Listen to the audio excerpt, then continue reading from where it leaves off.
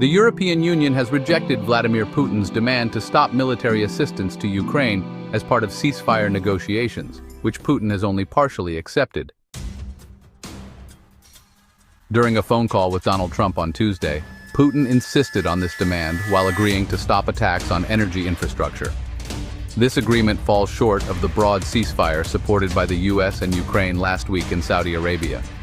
The Kremlin readout of the call stated that halting all foreign military aid and intelligence to Ukraine must be a key condition for resolving the conflict through political and diplomatic means. However, on Thursday, nearly all EU leaders firmly rejected this demand.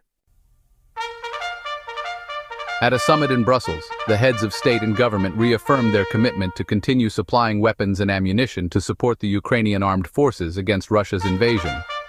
The EU's approach is to ensure Ukraine is in the strongest possible position with strong military and defense capabilities. EU leaders called on member states to urgently address Ukraine's military needs.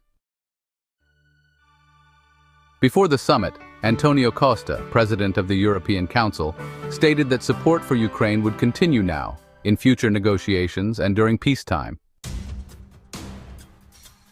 The conclusions on Ukraine were accepted by 26 leaders, with Viktor Orban being the only one not to sign.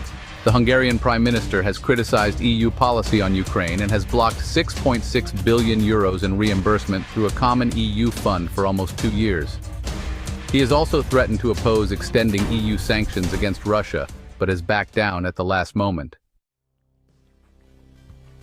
Brussels officials are used to Hungary's opposition and have adopted an extract format to maintain strong language in communications, avoiding a weaker text that Orban might accept.